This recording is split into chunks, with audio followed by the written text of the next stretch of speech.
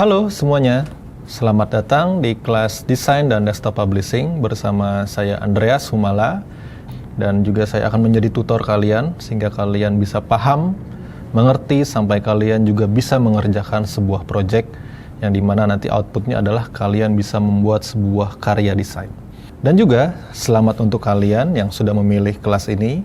Kalian sudah tepat. Kenapa? Karena saat ini eranya sudah digital dan juga banyak orang sudah mengkonsumsi sebuah komunikasi itu melalui karya desain, visual ataupun foto. Nah, di pelajaran ini kita akan mengolah semuanya dari teks, tipografi, shape, gambar, dan lain-lain menjadi satu, dan itu adalah dalam pelajaran desain dan desktop publishing.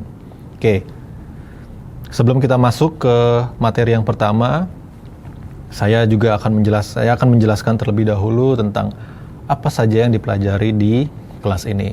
Yang pasti yang pertama adalah introduction, itu pengertian tentang desktop publishing dan juga desain. Berikutnya adalah interface dan juga hardware dan software, apa saja yang kalian perlukan dalam mendukung kalian bisa mengerjakan atau kalian bisa mempelajari di kelas ini desain dan desktop publishing.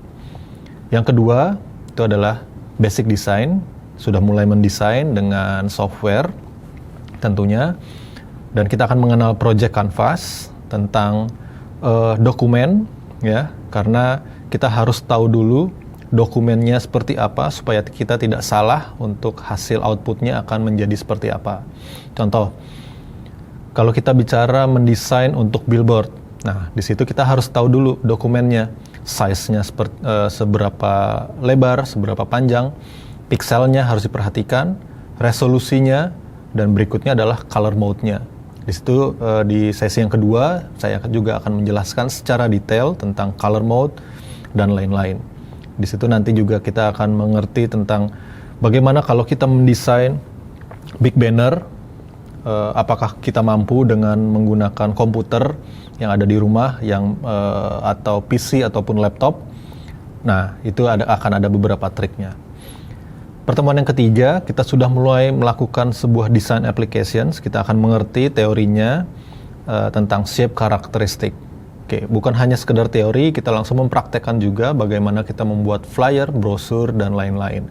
Menggabungkan semua bentuk, oke, tapi kita harus mengerti dulu teorinya dari karakteristik sebuah bentuk itu seperti apa. Jadi kita harus paham, kita harus mengerti sebelum mulai mendesain. Berikutnya, pertemuan yang keempat adalah kita akan belajar tipografi.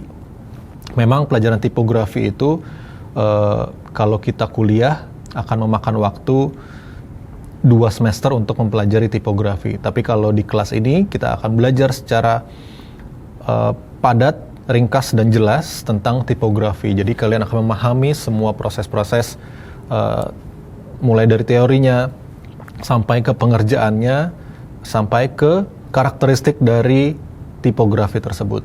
Apa yang akan diciptakan dari metode tipografi 1, 2, dan 3. Oke. Berikutnya yang kelima adalah color theory. Jadi di sini kita akan mempelajari sebuah warna. Warna itu berbagai macam, akan ada banyak sekali. Merah, bukan hanya sekedar merah, ada warna merah jingga, ada warna merah marun, dan lain-lain. Oke, di situ kita akan mempelajari juga tentang psikologis orang melihat sebuah warna. Nah, di sini juga warna menentukan keputusan dari audiens. Ya, memutuskan apa? Memutuskan dia lanjut baca, dia akan memahami konsepnya, apa yang ingin dikomunikasikan melalui desain yang kalian tuangkan melalui warna tersebut, dan lain-lain. Ya, jadi itu kita akan belajar tentang color. Itu nanti akan ada kaitannya dengan mood board. Oke, mood board itu selain bentuk, selain visualnya, guide-nya seperti apa, mood board juga akan berkaitan dengan warna. Berikutnya yang keenam adalah project execution. Nah, ini yang menarik. Di sesi yang keenam, sebenarnya dari sesi 1, 2, 3, 4, dan 5, kita sudah mulai merancang sebuah karya atau project. Nah, di sesi yang keenam ini adalah finalize. Oke, finalize-nya adalah hasil yang kalian sudah kerjakan selama sesi 1, 2, 3, 4, dan 5, dan kalian bisa mulai mengumpulkan semua karya-karya kalian menjadi sebuah karya. Nah, karyanya itu berarti kalian pasti selesaikan videonya sampai selesai ke sesi 6, kalian sudah bisa mulai menciptakan sebuah karya, karena karyanya itu akan ada di sesi ke-6. Oke? Nah, itu tadi apa yang akan kita pelajari di kelas ini. Sangat menarik kan? Nah, sebelum kita mulai, kita harus tahu dulu dan paham apa itu desain, apa itu desktop publishing. Oke. Sebenarnya apa sih perbedaannya? Kalau desktop publishing mungkin tidak banyak orang yang sering mendengar desktop publishing, tapi kalau kita bicara tentang desain, semuanya pasti sudah tahu apa itu desain.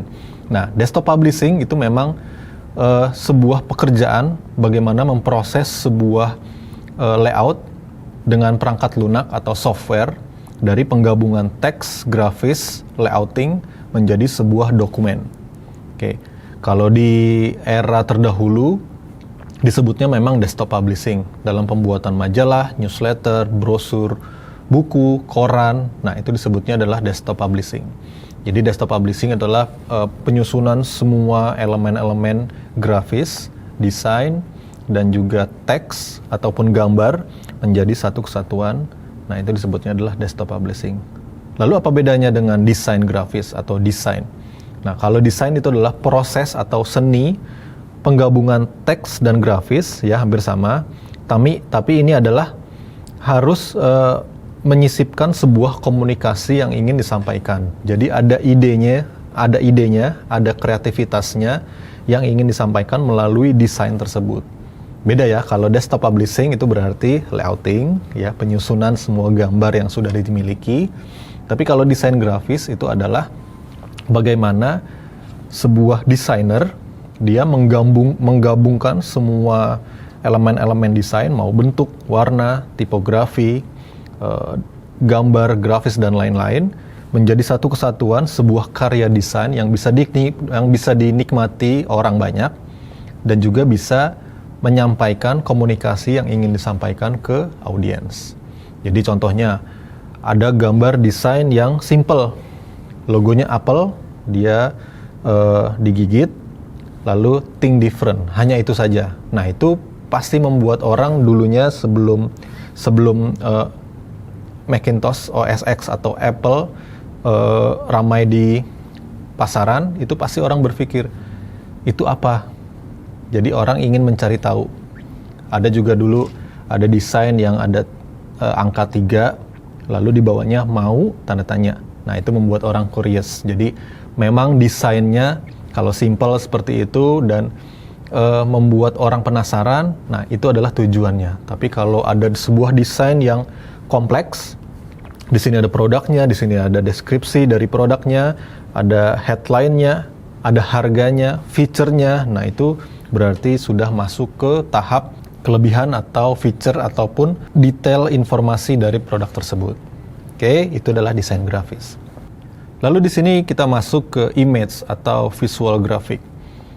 Di sini kita juga akan mempelajari sebuah gambar yang baik, ya, yang bisa dimasukkan ke dalam desain kita atau desktop publishing kita. Kenapa? Kita harus berhati-hati dalam memasukkan sebuah gambar karena semuanya harus berkesinambungan, semuanya harus mencerminkan apa yang ingin kita sampaikan melalui desain tersebut.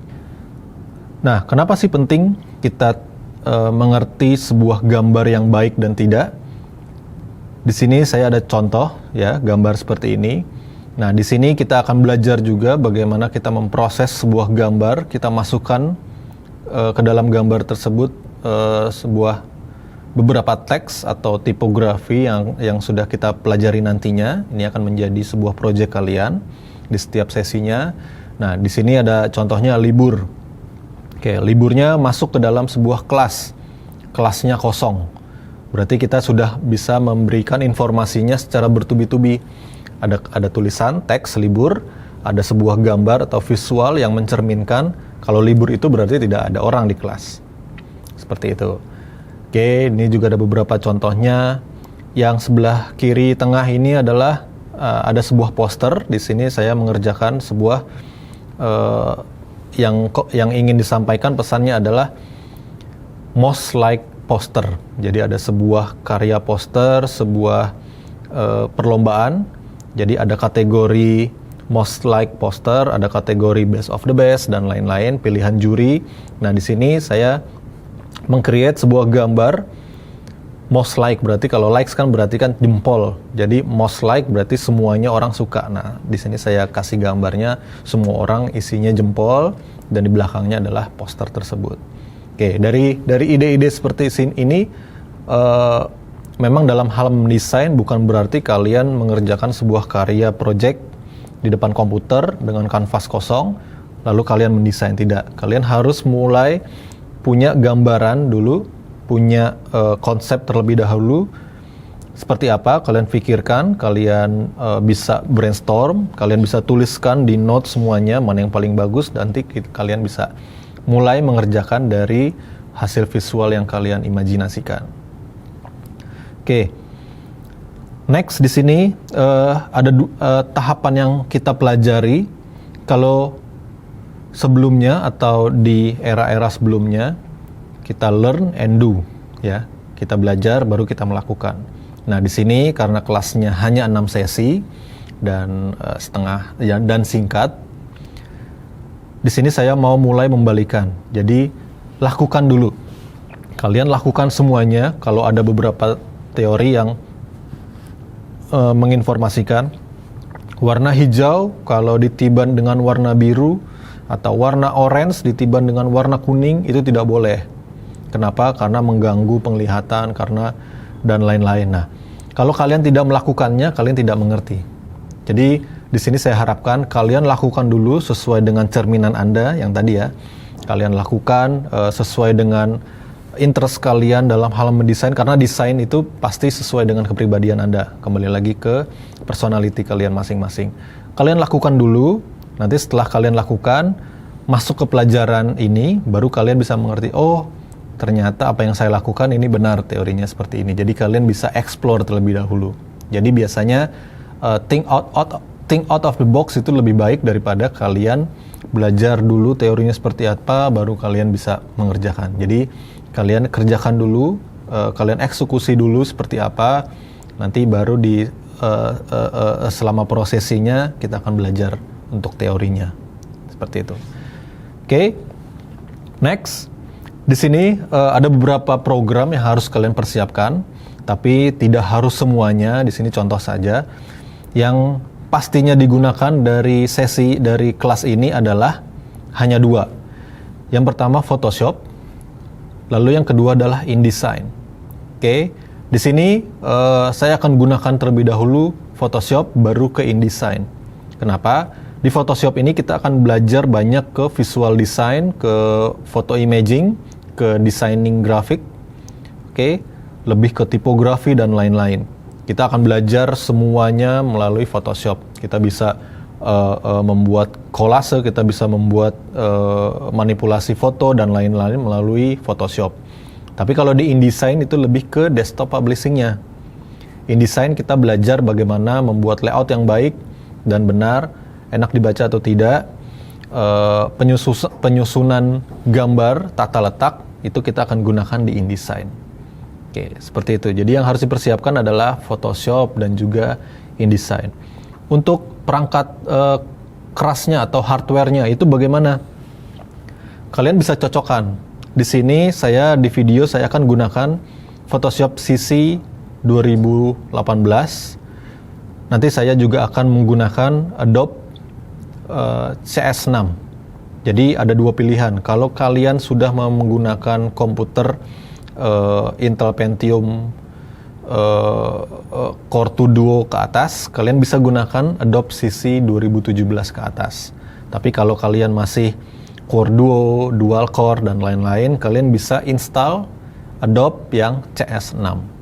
Seperti itu. Dicatat ya, yang CS6 untuk yang kinerja komputernya agak ke bawah. Tapi kalau kalian yang sudah mumpuni untuk komputer kalian, desktop atau PC atau laptop kalian, kalian bisa gunakan Adobe CC 2017 ke atas. Oke, cukup sekian sesi pertama ini. Kita sudah bisa masuk ke pelajaran hand into programnya ke dalam Photoshop dan InDesign di sesi yang kedua. Oke, kalau begitu terima kasih semuanya.